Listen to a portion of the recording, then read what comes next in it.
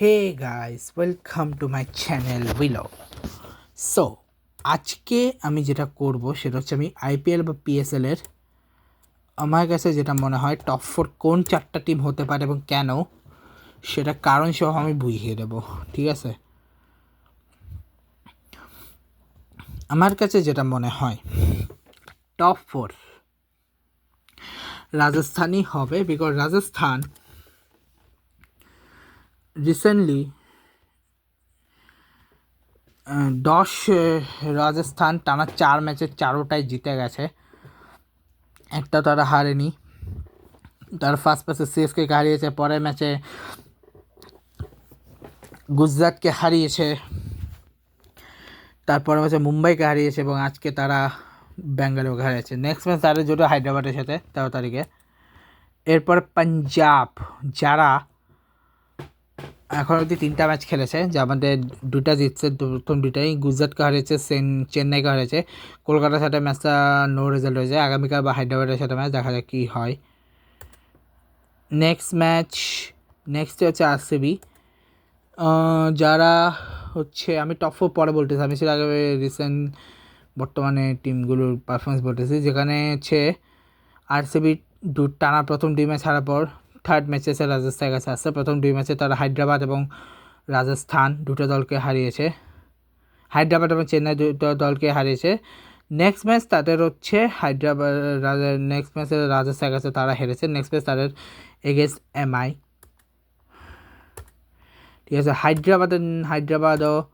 হায়দ্রাবাদ প্রথম ম্যাচে ব্যাঙ্গালোর কাছে হারলেও পরের ম্যাচে তারা কলকাতার কাছে জিতছিল, কিন্তু তারা লখনৌর কাছেও হেরে গেছে পরের ম্যাচটা। দেখা যাক পাঞ্জাবের সাথে নেক্সট ম্যাচ তারা জিতে কিনা 11 তারিখ, মানে আগামীকালকে ম্যাচটা, সেটা ডিপেন্ড করবে। তারপরে দিল্লি প্রথম 2 ম্যাচেই জিতছে এবং থার্ড ম্যাচে তারা 1 রানে হেরে গেছে গুজরাটের কাছে। মুম্বাই বা লখনৌ দুজনকে হারিয়েছে তারা, লখনৌ আর মুম্বাই দুজনকে হারিয়েছে তারা। ঠিক আছে, গুজরাট টাইটান্স, যারা প্রথম 2 ম্যাচে হেরে গেছে পাঞ্জাবের রাজস্থানের কাছে, পরের 2 ম্যাচে তারা পরের ম্যাচটাতে তারা দিল্লিকে হারিয়েছে। নেক্সট ম্যাচ তারা এলএসজির সাথে দিল্লির নেক্সট ম্যাচ আবার হচ্ছে চেন্নাইয়ের সাথে নেক্সট ম্যাচ 11 তারিখে। এরপর লখনৌ সুপার জায়ান্টস, যারা অলরেডি দিল্লিকে হারিয়েছে,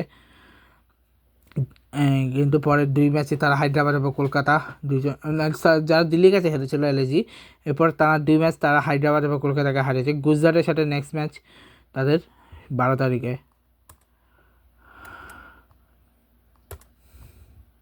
ঠিক আছে, সিএসকে 3ও ম্যাচ টানা তারা হেরে গেছে, তারা রাজস্থানের কাছে আছে, পাঞ্জাবের কাছে আছে, ব্যাঙ্গালোরের কাছেও আছে। নেক্সট ম্যাচ তাদের দিল্লির সাথে, দেখা যাক জিততে পারে কিনা। এমআই টানা 3, প্রথম ম্যাচে তারা কে হারালো, পরের 2 ম্যাচ তারা হেরে গেছে এগেনস্ট দিল্লি রাজস্থান। দেখা যায় নেক্সট ম্যাচ ব্যাঙ্গালোরের সাথে কী করতে পারে। কেকেআর ভাই 3 ম্যাচের একটা সে নো রেজাল্ট এসছে, 4টা ম্যাচ খেলছে, যে আমার 3টাই তারা হেরে গেছে। এমআইয়ের সাথেও হাসছে তারা, সেটা হচ্ছে লখনৌর সাথেও হাসছে। নেক্সট ম্যাচ তাদের হচ্ছে আর 6 তারিখে একটাই মাত্র ম্যাচ তারা, যে ম্যাচটাতে কলকাতা নো রেজাল্ট পাইছে।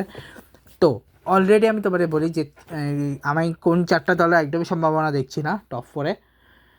সিএসকে, এমআই, কেকেআর এবং এলএসজি, খুব বাজে অবস্থা এই 4টা দলের। তো মোটামুটি এটাকে আমি বলতেও পারবো না। গুজরাটের শুরু এটাই খারাপ, যদিও তারা ভালো খেলতে পারে অবশ্যই তারা চান্স পাবে।